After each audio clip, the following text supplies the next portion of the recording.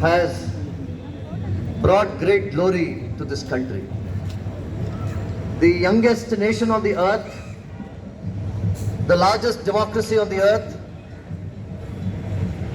the largest country having the mightiest brain power on the earth, and a country with immense potential is entering its 75th year of its birth. Friends, in reality, India's age is not 75. India is a thousands of year old civilization. Its cultural and spiritual life dates back to eons ago. And it is this inspiration that we carry of a large and historic civilizational India. It is as old as the Himalayas. It is as dynamic as the bright rivers that run across this land. It is as great as the mighty nation. And it is in this country that today we celebrate the 75th year of Indian independence. I thank all of you for having come here and graced this occasion. People have fought for the idea of India. The freedom fighters who fought for India had certain dreams for this nation. Ram Prasad Bismil, a young revolutionary fighter who laid down his life for the sake of this country, when he was about to be hanged, he said, "Let the blood in my body be poured like the colors of holy, if that can give us freedom and independence." That is the great inspiration which propelled India. What was the reason as to why the freedom fighters gave their lives for this country? It was not just to give us freedom. It was not just to free us from an alien's rule. It was for a larger cause. And that larger cause was to make India the greatest nation on the earth, to make India a Vishwaguru.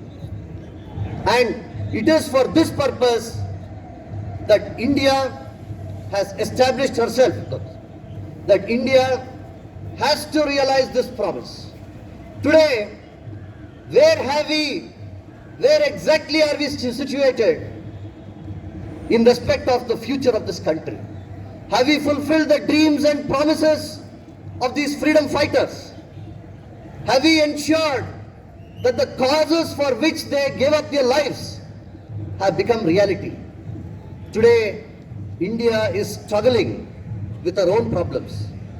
There is corruption, there is poverty, there is inequality. How do we get India to be free from all these evils? That is the challenge which this generation has to face. John F. Kennedy once said, "Ask not what the country can do for you, ask what you can do for the country." Today we ask, what can we give back to India to ensure that she is free from poverty, corruption and inequality?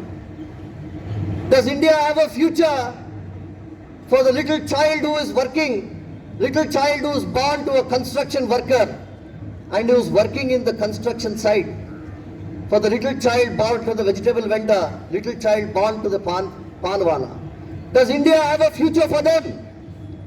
When we see a chaiwala becoming a prime minister, I think we realize that the promise of India is very great and very immense. Therefore, friends, great men who were born in India like Gandhi, Nehru, Veer Savarkar, Vivekanand, Aurobindo had a clear conception and an idea of India. What was that conception and idea of India? The idea of India was to make India incredibly great and one of the leading countries in the world. Therefore, the responsibility is on this generation of Indians to make India a great nation. And let us all come together. Let us realize that there is no scope for anti-India thought or anti-India sentiment. Let nobody think that they can talk against India and against Indian life. Please ensure, we are to ensure that there is zero tolerance for this. I remember that once the great Prophet Muhammad passed away in 632 AD, Arabic invaders spread their religion throughout the world. In 27 years, they rolled over various countries like Persia, Babylonia, Turkey, and came up to Sindh. From 757 AD, they tried to penetrate India. Bankim Chandra Chatterjee, who wrote the Vande Mataram, says that from 750 AD till 1000 AD, 350 years, they tried to penetrate India, but they could not enter India. And that is the greatness of this country. The Indian way of life, the Indian culture has its own shield. Great Indian Rajas defended this country. And that Shastra Virya, that heroism which great freedom fighters showed for this country, let that be a leading light to take this country forward. As a judicial institution, we have one responsibility to fulfill. And that responsibility is, just as we expect politicians to deliver and to stand up for the cause of this country, in the same way people expect judicial institutions to stand up in its own way for this country. Has the Indian judiciary, can the Indian judiciary be the best judicial institution in the world?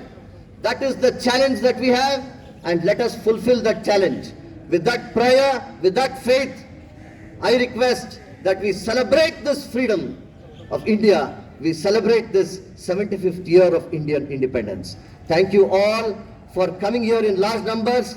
This is the highest number of spectators that we have witnessed. Let us join together in this 75th year of independence and become a great nation. Thank you very much.